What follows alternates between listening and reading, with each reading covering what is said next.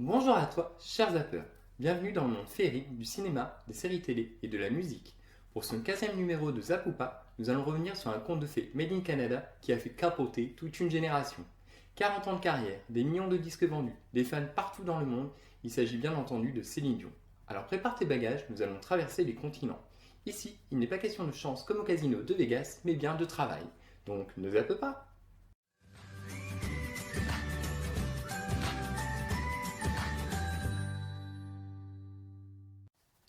Céline Dion est née le 30 mars 1968 à Charlemagne, au Québec.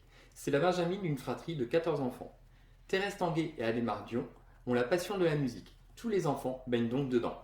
Disque d'or à part numéro 1, le prénom de Céline provient du fait que, durant sa grossesse, Thérèse écoutait la chanson Céline de Hugo Frey. Et aimant beaucoup ce titre, elle a décidé d'en donner le prénom à sa fille.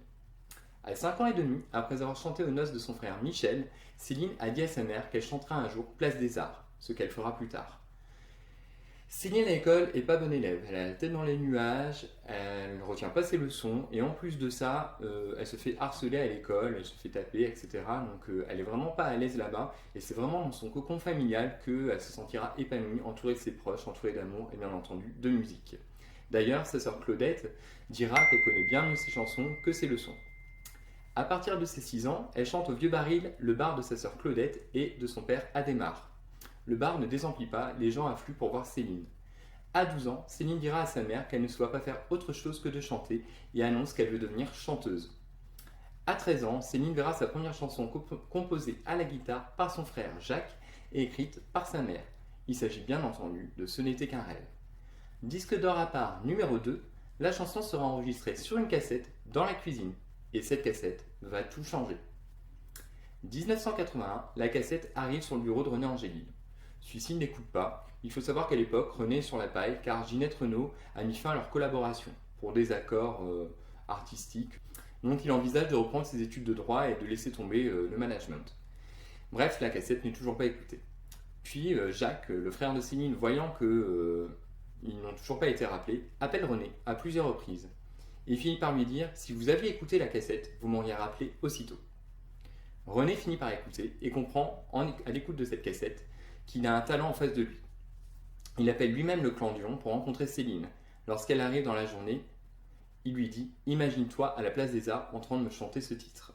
Céline rétorque « J'ai l'habitude de chanter avec un micro ». Il lui tend un stylo et Céline se met à chanter.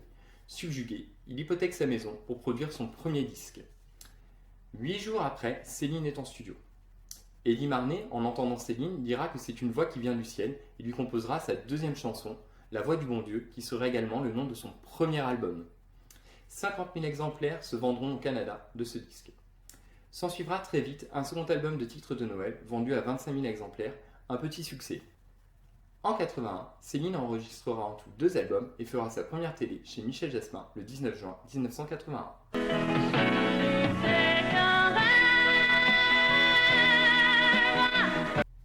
En 82, le troisième album de Céline, intitulé Tellement j'ai d'amour, se vend à 125 000 exemplaires. Elle s'impose au Québec, notamment avec le titre D'amour ou d'amitié. En janvier 83, elle fait sa première télé française chez Michel Drucker dans l'émission Champs-Élysées, qui est regardée par plus de 15 millions de téléspectateurs. Retenez bien le nom de cette jeune fille, Céline Dion.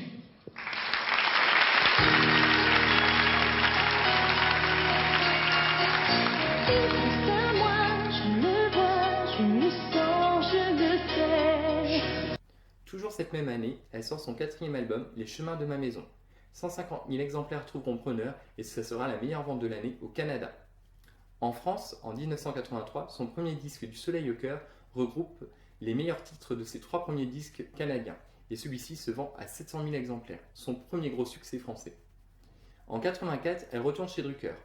Lors de cette émission, elle rencontrera Patrick Sébastien, de qui elle fera la première partie à l'Olympia durant 5 semaines consécutives. En 1984 sort Mélanie, son 6e album canadien. C'est un plébiscite canadien pour 175 000 ventes.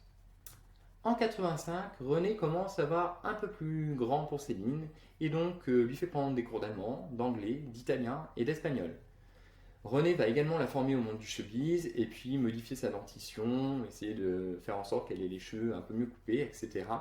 Et il va faire disparaître Céline de la scène médiatique durant 18 mois, afin de marquer la transition enfant-jeune adulte. Pendant ce temps, René essaye de préparer le marché américain et il fait le coup de la cassette à Carol Reynolds. C'est une personne qui a beaucoup de contacts et comme il veut lancer Céline aux States, il a besoin d'elle pour convaincre Bob Summers. Mais celui-ci refuse de venir entendre chanter Céline. Du coup, Carol, subjuguée par la cassette de Céline, mais avec un titre anglais cette fois, donne cette cassette à David Foster. Il s'agit d'un auteur-compositeur et producteur très influent en Amérique. Subjugué à son tour, il convainc Bob Summers d'aller écouter Céline à Montréal. Et là, triomphe. Bob est prêt à mettre des millions sur Céline. En 1986, le premier clip français apparaît avec Fais ce que tu voudras. Céline apparaît les cheveux courts dans ce clip. Fais ce que tu voudras, fais ce que tu veux, mais reste ici. 1987, Incognito sort chez son nouveau label CBS qui deviendra Sony. Céline a une image beaucoup plus pop. C'est un véritable succès avec 500 000 exemplaires vendus. Le 30 avril 88, Céline remporte l'Eurovision avec Ne partez pas sans moi devant 600 millions de téléspectateurs. Elle y représente la Suisse. 3 sessions of voting and then gets pipped cruelly at the post by 1 point by this girl who I did. Céline triomphe au Japon, en Europe et en Australie. En 1989, elle reprend des cours d'anglais et enregistre 3 duos anglais. En 90, David Foster accepte de la produire et sort son premier album en anglais intitulé Unisson, qui connaîtra un certain succès avec 2 millions d'exemplaires vendus dans le monde. Le titre Where Does My Heart Beat Now restera dans le Billboard 100 durant 24 semaines consécutives. Fin 1990, Céline perd sa voix et se voit contrainte au silence durant 3 semaines. Car elle a des nodules sur les cordes vocales et en fait on lui dit que c'est soit une opération qui peut altérer sa voix, soit elle garde un silence total durant 3 semaines. Donc Céline fera le choix de la deuxième option et se taira durant tout ce temps. Disque d'or numéro 3, en 90, Céline et René lancent leur restaurant Nickel's. C'est Céline qui en dessinera les costumes des employés et qui choisira le nom de Nickel. C'est une référence à la matière dont sont faites les pièces de 5 cents au Canada, car tout le monde sait que le chiffre 5 est un chiffre porte-bonheur pour Céline. En 91, sort Dion chante Plamondon.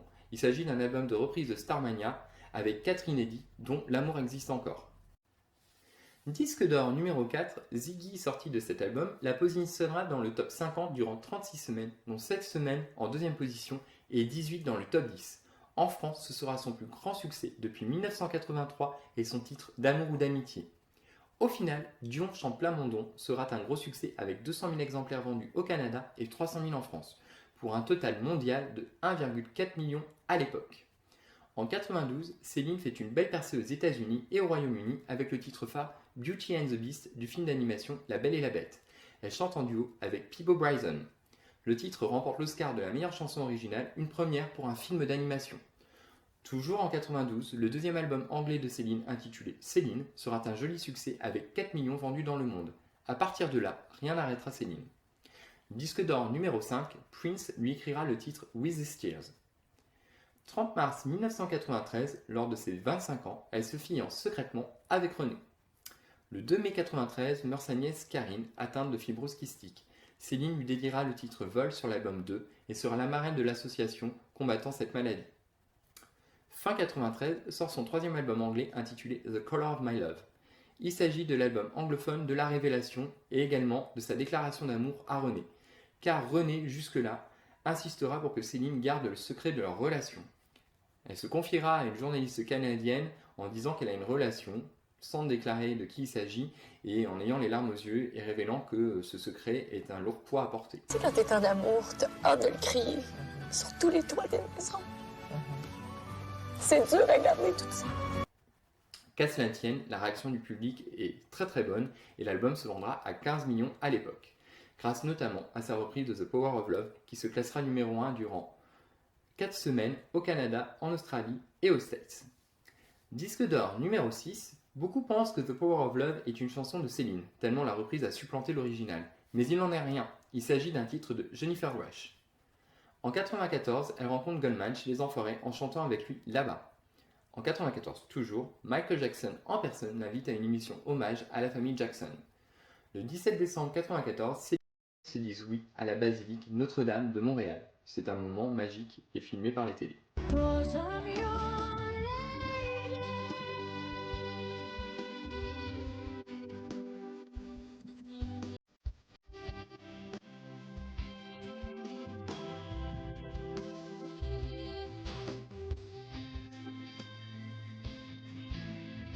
En 1995, ce sera la consécration française avec l'album 2, entièrement écrit par Jean-Jacques Goldman. Disque d'or numéro 7, l'album 2 sera 44 semaines numéro 1 au top 50. Pour que tu m'aimes encore restera 12 semaines numéro 1 en France et le second single Je sais pas sera numéro 1 durant 7 semaines. L'album se vendra à 6 millions d'exemplaires dans le monde, faisant de ce disque le disque francophone le plus vendu de tous les temps. Aujourd'hui, à l'heure où je vous parle, les ventes sont de 10 millions. C'est juste impressionnant. En 1996, ce sera la consécration anglophone avec l'album Falling Into You. En seulement 4 jours, elle vendra 4 millions d'exemplaires de l'album. L'album à l'époque se vendra à 23 millions d'exemplaires, un succès colossal. Disque d'or numéro 8, le titre Because You Love Me, à cette date deviendra le plus grand succès de tous les temps dans la section Adult Contemporary en restant 19 semaines au sommet de cette catégorie. Il battra le record de 13 semaines du duo de Mariah Carey et Boyz II Men. Le 19 juillet 1996, sa notoriété est telle qu'elle est choisie pour la cérémonie d'ouverture des JO d'Atlanta. Elle chantera le titre The Power of the Dream devant 1,5 milliard de téléspectateurs. Céline confiera que ce fut un des plus grands moments de sa carrière. En 1997 sort l'album Let's Talk About Love où les plus grands chantent avec elle. Les Bee Gees, Luciano Pavarotti, Barbra Streisand. Résultat, l'album se vendra à plus de 30 millions d'exemplaires.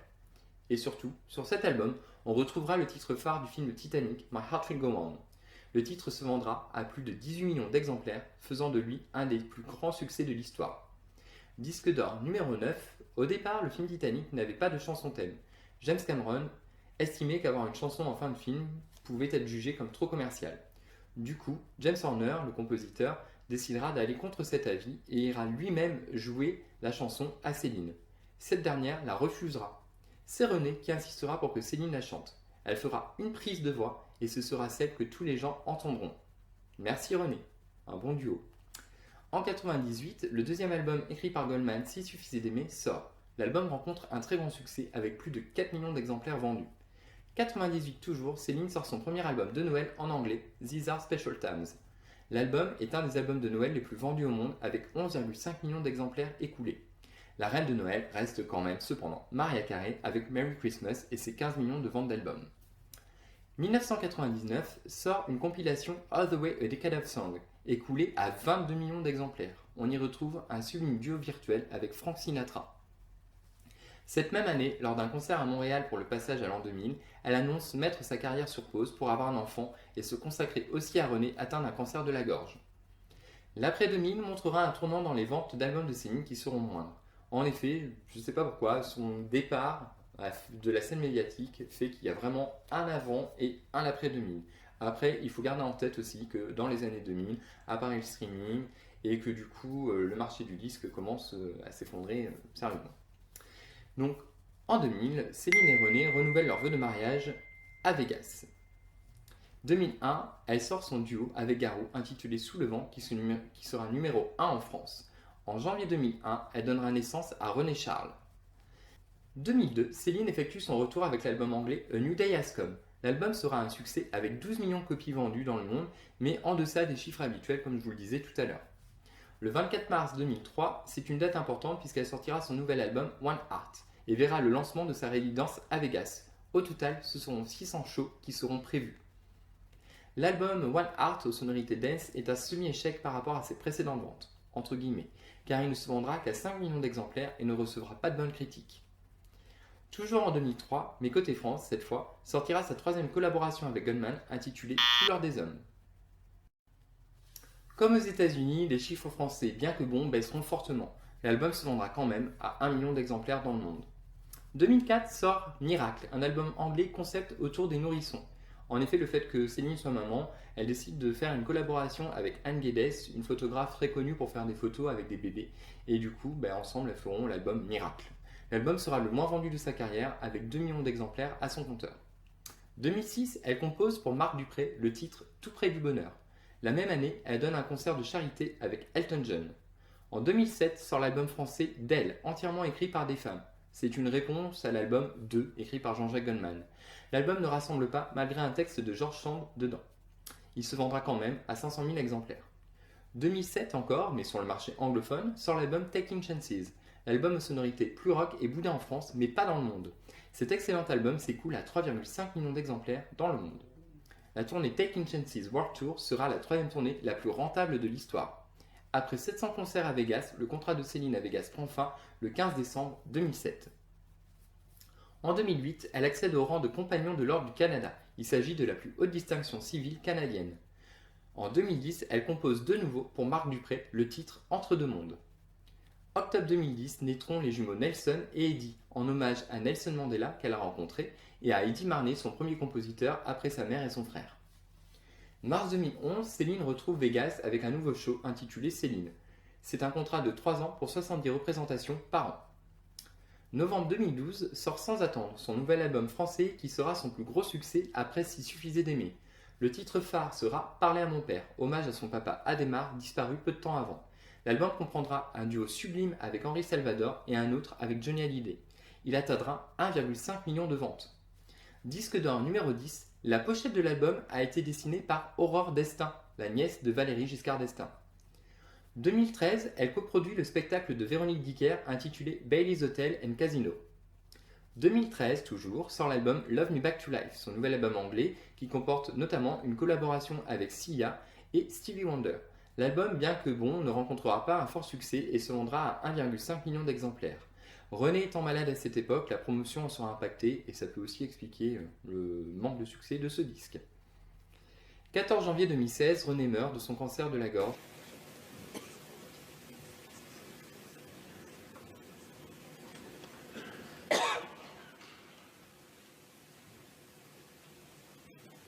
Le 16 janvier, son frère Daniel meurt également d'un cancer. Sombre période pour Céline, qui remontera quand même sur les planches quelques semaines après. Août 2016 sort l'album Encore un soir, dont le titre éponyme est écrit par Goldman. Céline lui demandera d'écrire pour elle la chanson ultime, celle de son adieu à René. L'album se vendra à 800 000 exemplaires. Le 8 octobre 2016, elle fête sa 1000e représentation à Vegas. En mars 2017, elle est de nouveau choisie par Disney pour chanter la chanson phare du film live La Belle et la Bête. Le titre s'intitule How Does a Moment Last Forever. 2018, elle chante le titre phare de Deadpool 2, Ashes, et 2019 sort Courage, son dernier album anglais, et une tournée est annoncée puis reportée dû au contexte sanitaire. Alors pourquoi on nous a pas Céline Dion ? Le premier point, bien entendu, c'est sa voix exceptionnelle. Tout le monde s'accorde pour dire que Céline est une des meilleures chanteuses. Elle est souvent mise en comparaison avec Mariah Carey, Whitney Houston, Barbra Streisand, donc des grandes voix en fait. Elle fait partie de ce qu'on appelle la trinité vocale, c'est-à-dire Whitney Houston, Mariah Carey, Céline Dion, les 3 plus grandes voix qu'on connaisse au monde. Le deuxième point, c'est pour ses tubes.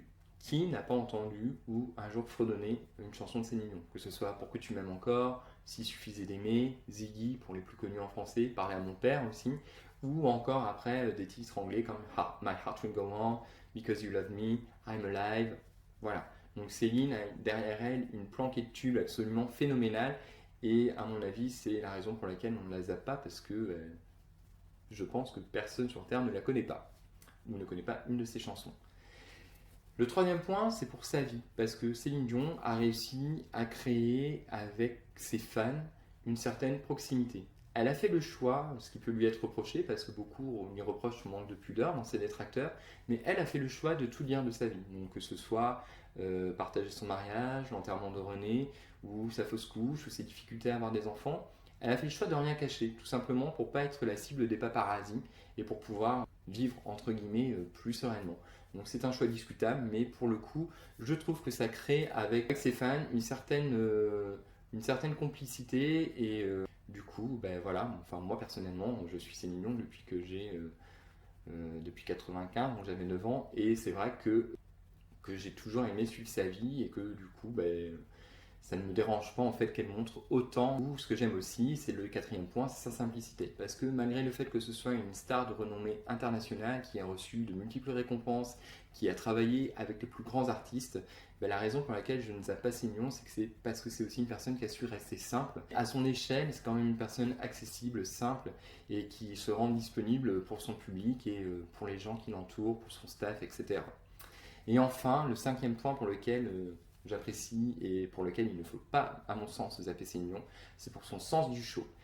C'est une showgirl en fait, non seulement vocale, mais elle commence un petit peu à se mettre à la danse, elle a pris des cours de de danse classique et lors de sa dernière tournée, elle faisait un morceau sur le ballet. Donc c'était plutôt réussi.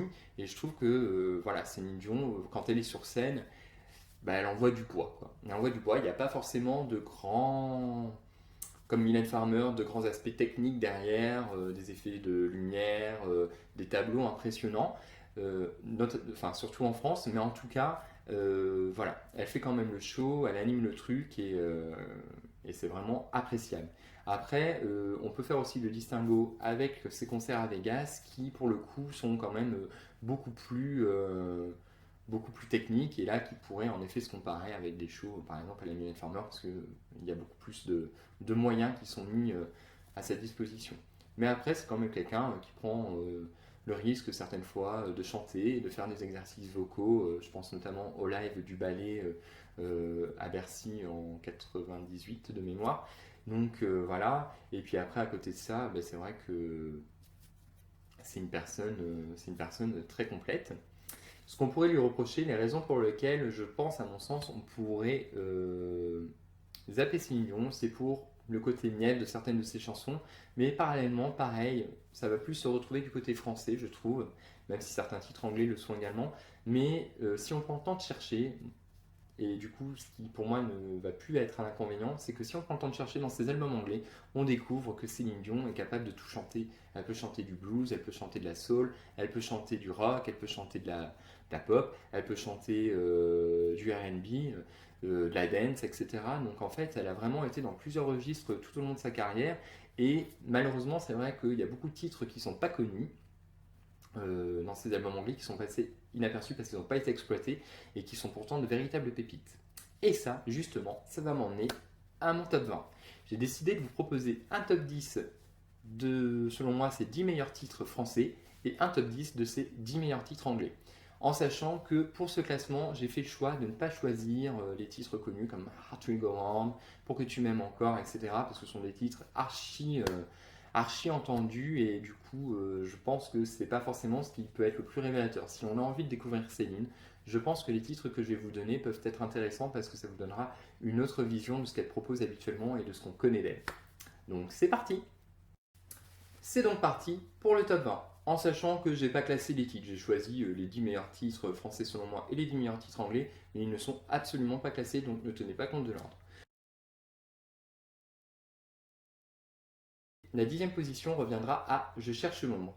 La chanson est parue sur l'album Et s'il n'en restait qu'une de Céline Dion, et du coup c'est une chanson où elle exprime en fait qu'elle veut cacher son amour pour le préserver en fait.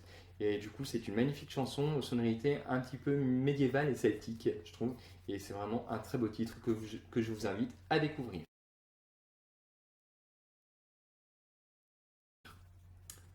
10e place du classement anglais cette fois. J'ai choisi The Power of the Dream. Donc il s'agit du titre qu'elle avait chanté au JO d'Atlanta en 1996. Il s'agit d'un titre, je trouve, magique et en même temps, oui, vraiment, c'est vraiment saisissant. La performance vocale est très belle, les chœurs derrière sont absolument somptueux. Et pour moi, c'est une de ces chansons anglaises que j'aime le plus.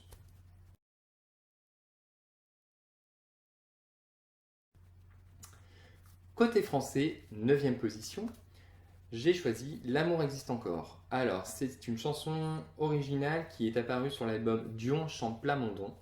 Il s'agit d'une chanson absolument, d'une déclaration d'amour absolument magnifique. Et voilà, elle vaut le. Il n'y a rien de plus à dire. Elle vaut l'écoute. Et je la préfère d'ailleurs plus en live, quand elle la chante en live, que sur la version studio.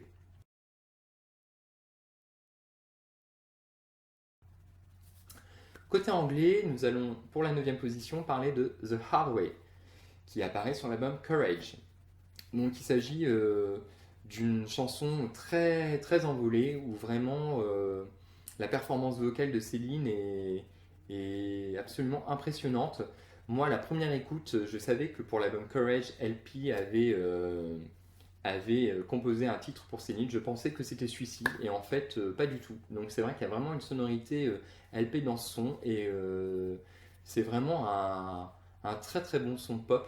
Et c'est dommage qu'elle n'ait pas exploité d'ailleurs pour la sortie de cet album.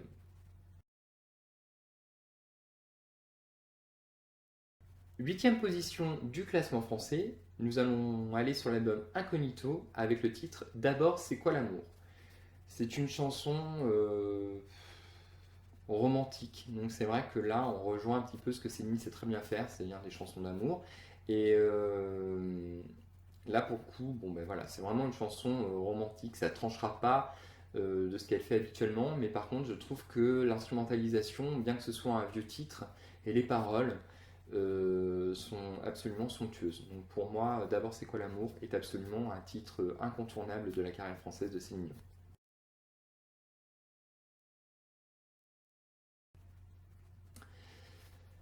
En 8e place du classement anglais, j'ai choisi Seduce Me, paru sur l'album Falling Into You. Donc Seduce Me, c'est une balade un petit peu, il y a un côté un petit peu oriental, c'est très sensuel, c'est très sexy et c'est une déclaration d'amour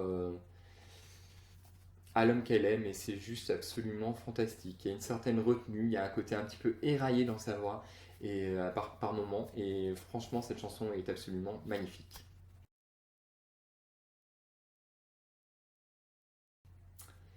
En 7e position du classement français, j'ai choisi Comme un cœur froid, paru sur l'album Incognito aussi de mémoire.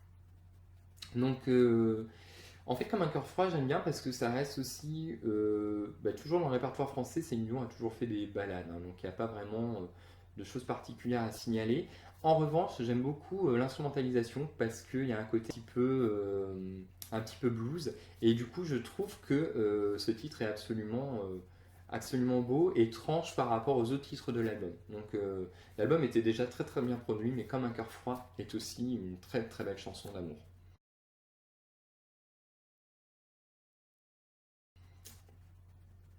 En 7e position du classement anglais, j'ai choisi That's Just a Woman in Me, qui est un titre qui est paru sur l'album Taking Chances. Alors ça, c'est vraiment, c'est un titre absolument épatant. On dirait Janis Joplin dans la voix parce qu'elle a vraiment un grain éraillé tout au long. Euh, il y a un côté parlé à certains moments de la chanson.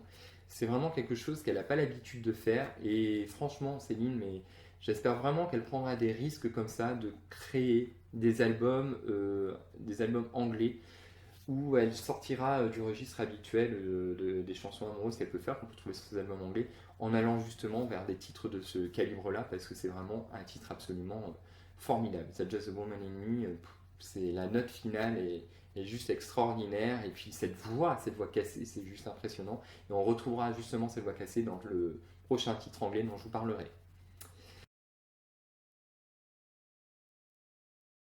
En 6e place, j'ai choisi Tous les blues sont écrits pour toi, qui apparaît sur l'album S'il suffisait d'aimer. Tous les blues sont écrits pour toi, ben c'est pareil, c'est encore une Céline, vraiment pour le coup, c'est peut-être une des chansons françaises où elle est sortie le plus de ce qu'elle faisait habituellement. C'est une chanson où elle chante vraiment avec le cœur, il y a une espèce de rage dans cette chanson, une espèce de force, et du coup c'est vraiment absolument magnifique, c'est une chanson blues absolument magnifique, et que je conseille à tous d'écouter réellement.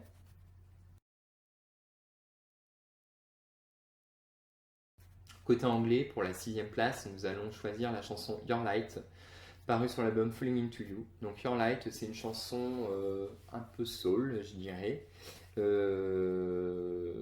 avec un côté un peu rock. C'est une Céline aussi un peu rock qu'on a dedans. Toujours cette voix éraillée, et franchement, c'est un titre absolument ébouriffant. Moi j'aime beaucoup. C'est Alors, il y a toujours des performances vocales généralement dans les chansons de Céline Dion, mais là, pour le coup, c'est pas forcément vocal, mais il y a vraiment une ambiance qui vous prend, il y a vraiment quelque chose de fort qui vous saisit, et c'est une très très bonne chanson.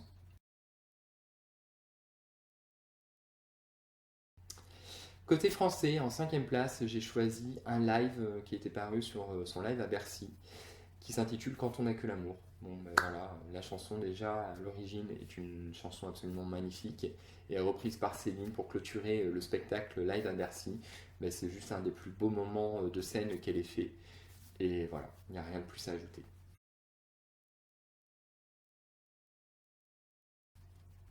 Côté anglais, en 5e position, nous allons parler de New Dawn, paru sur l'album Taking Chances.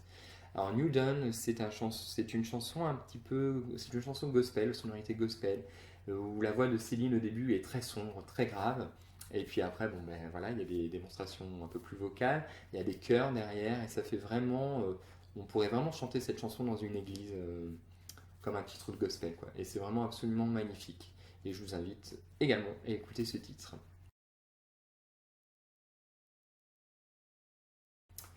En quatrième place du classement français, j'ai choisi la chanson Le Ballet, mais sur le live à Paris, pareil, le même album que Quand on n'a que l'amour, parce que dedans, donc, il y a la chanson live du ballet, qui est absolument extraordinaire, parce que c'est une chanson sensuelle, une chanson un petit peu jazzy, avec un certain érotisme derrière. Donc du coup, c'est une chanson plutôt sympathique à écouter dans le texte et dans l'interprétation.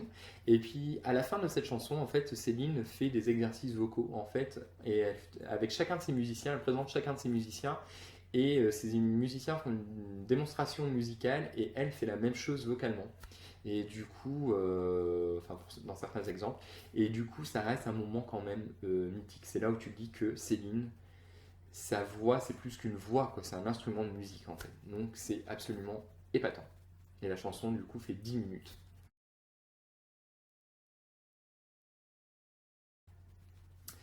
Du côté du classement anglais, j'ai décidé de parler pour la quatrième position de Breakaway, qui est paru sur l'album Love Me Back to Life.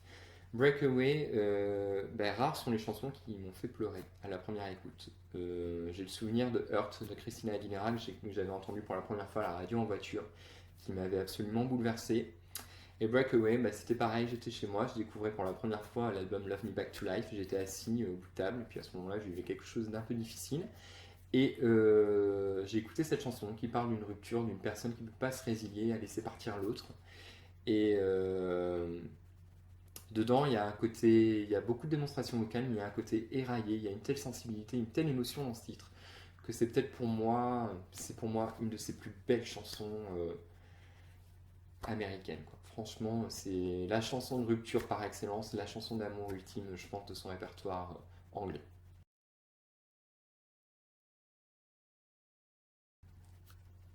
En troisième position de sa carrière française, j'ai décidé de parler de Si c'était à refaire, paru sur l'album Encore un soir. Donc Si c'était à refaire, c'est une chanson où tout simplement elle explique que elle referait les mêmes choix en amour. Elle revivrait exactement la même chose que ce qu'elle a vécu avec René. Et je pense que c'est une chanson qui est dans la retenue, dans l'émotion, où la voix de Céline a beaucoup d'air souvent en fait. Donc il n'y a pas vraiment beaucoup de démonstrations vocales dans ce titre-là, mais le texte est absolument saisissant. Et oui, en fait, je pense que si c'était à refaire, elle referait tout pareil. Et je pense que dans son passé, en effet, il ne faut rien changer. Parce que si on en est là, c'est parce que on a un parcours derrière nous et que si on change ce parcours, on ne sera pas la même personne. Et du coup, je pense qu'il est important, en effet, de rien changer à notre passé. La troisième position des chansons anglaises, nous allons parler du titre Us, paru sur l'album Let's Talk About Love. Alors le titre Us, c'est tout simplement parce que c'est une putain de performance vocale. Voilà, il n'y a rien d'autre à dire. Elle envoie du bois pendant je ne sais combien de minutes. Le titre doit durer à peu près 5 minutes et la fin, c'est juste effarant, quoi. Quand on la voit chanter, c'est là qu'on se dit qu'elle peut absolument tout chanter et on a l'impression qu'elle ne se fatigue pas. Et c'est une chanson absolument magnifique.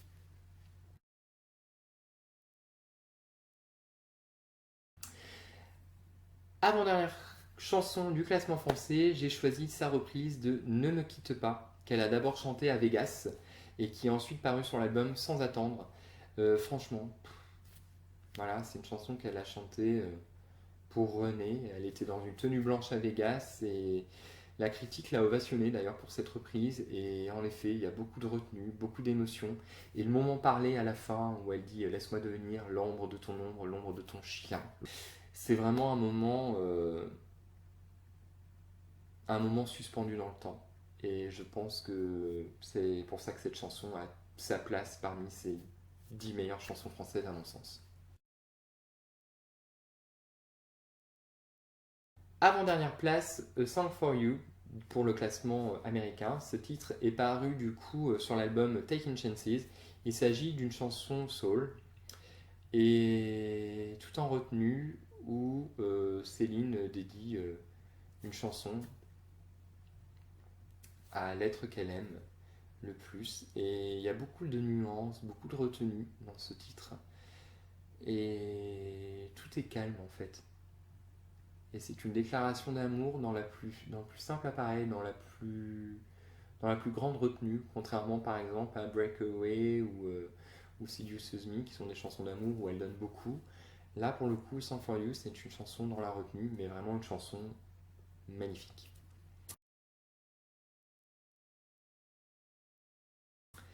Et enfin, en première place du classement français, j'ai choisi Je n'ai pas besoin d'amour, qui est paru sur l'album Sans attendre.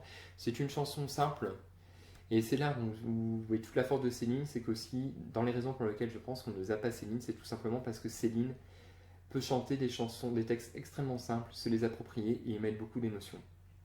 Et dedans, en fait, elle dit qu'elle n'a pas besoin d'amour, que la personne qu'elle est, en fait, ce n'est pas l'amour de sa vie, mais la vie de son amour. Et je trouve ça extrêmement imagé, extrêmement romantique. Et cette chanson, par sa simplicité, me touche. Et enfin, en dernière position, la première place du coup de l'album du classement anglophone, ça revient à Water and a Flame, qui est un titre paru sur l'album Love Me Back to Life, et c'est un titre James Bondien. J'adore. Il y a vraiment une ambiance à la Adele, Skyfall, ou à d'autres titres, au titre de Tom Jones qu'il avait fait pour James Bond. C'est vraiment un titre brumeux, avec un côté éraillé, et cette chanson pourrait vraiment être la bande son d'un James Bond, réellement. Et j'adore l'ambiance qui s'en dégage, la voix de Céline, qui est pareil, qui n'est pas forcément dans la démonstration, mais en tout cas, techniquement, c'est absolument magnifique à écouter et c'est très envoûtant en fait. Donc voilà. Donc j'espère que ce numéro de Zap ou pas t'aura plu. Si c'est le cas, n'hésite pas à liker, mettre un pouce, à commenter aussi, partager les vidéos parce que c'est comme ça qu'elles gagnent en visibilité et que du coup mon travail est vu. Et en attendant de te revoir pour un prochain numéro, je te souhaite de prendre soin de toi, d'écouter de la musique, d'aller au cinéma et je te dis à très bientôt. Bye!